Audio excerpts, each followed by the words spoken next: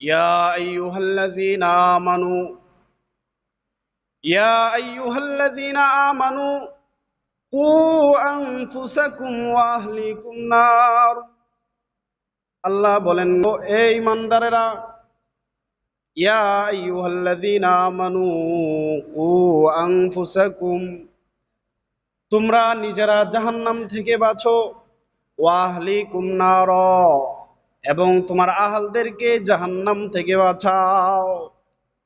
আমি আপনি যদি টুপি দাড়ি রেখে পাঞ্জাবি, লম্বা পাঞ্জাবি গায়ে দিয়ে আল্লাহর ওলি সেজে যায়, কিন্তু আমার ঘরের ফ্যামিলি, আমার ঘরের সদস্যদেরকে ইসলামের দাওয়াত না দিয়ে আমার ছেলে নামাজ পড়ে না, আমার মেয়ে নামাজ পড়ে না, আমার বিবি নামাজ পড়ে না, আমার বিবি পর্দা করে না, আমার মা পর্দা করে না, আমার বোন পর্দা করে না, আর আমি অনেক বড় আল্লাহর ওলি হয়ে যাচ্ছি, ইবাদত বন্দেগী করতেছি, সার্বক্ষণিক তাসবিহ হাতে নিয়ে আল্লাহ আল্লাহ জপি, জিকির করি, বান্দা এই জিকির, এই আল্লাহওয়ালা সাজা কোনো কাজে আসবে না।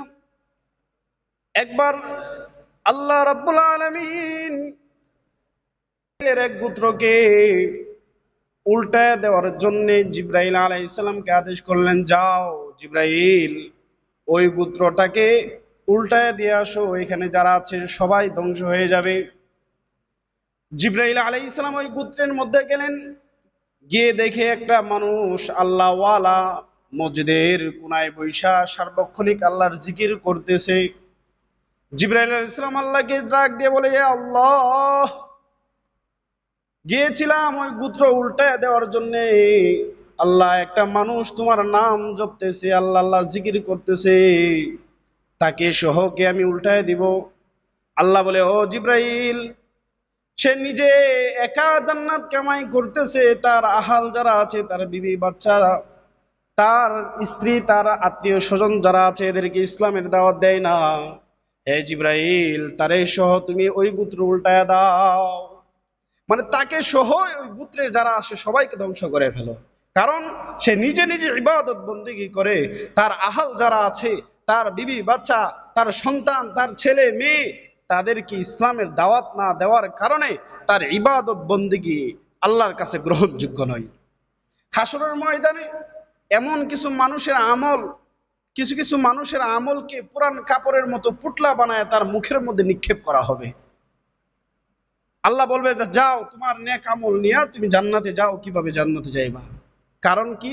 এই নেক আমল হলো রিয়াযুক্ত নেক আমল, মানুষকে দেখানো নেক আমল। আমি নামাজ পড়ি মানুষকে দেখানোর জন্য, যে আমি যদি নামাজে না যাই আমার সমাজের লোকেরা কি বলবে, আমার বাবা কি বলবে, আমার মা কি বলবে, আমার আত্মীয় স্বজন কি বলবে, যাই নামাজটা পড়ে আসি। এই নামাজ কোনো ফায়দা হবে না। এজন্য আল্লাহ রাব্বুল আলামিন মানুষের চেহারা সুরত দেখে না। আল্লাহ রাব্বুল আলামিন যদি মানুষের চেহারার সুরত দেখতো, তাহলে সর্বপ্রথম ফেল হয়ে যেত হযরত বেলাল রাদিয়াল্লাহু তাআলা আনহু। তার চেহারার গঠন ঠিক ছিল না, তার সে গরিব ছিল, অসহায় ছিল, কিন্তু তার কলব ছিল সবল, এজন্য তার দাম আল্লাহ অনেক বাড়িয়ে দিয়েছে। আল্লাহ রাব্বুল আলামিন বান্দার কলবের দিকে তাকায় থাকে, বান্দার নেক আমলের দিকে তাকায় থাকে। আল্লাহ রাব্বুল আলামিন বান্দার চেহারার দিকে তাকায় না, মালের দিকে তাকায় না, বংশের দিকে তাকায় না, শক্তির দিকে তাকায় না। নবী করিম সাল্লাল্লাহু আলাইহি ওয়াসাল্লাম হাদিসে বলেন, ইন্নাল্লাহা লা ইয়ানজুরু ইলা সুওয়ারিকুম ওয়া আমওয়ালিকুম। নবী করিম সাল্লাল্লাহু আলাইহি ওয়াসাল্লাম বলেন, নিশ্চয়ই আল্লাহ রাব্বুল আলামিন মানুষের চেহারা সুরতের দিকে তাকায় না, আল্লাহ রাব্বুল আলামিন মানুষের ধন দৌলতের দিকে তাকায় না, ওয়ালাকিন ইয়ানজুরু ইলা কুলুবিকুম ওয়া আমালিকুম।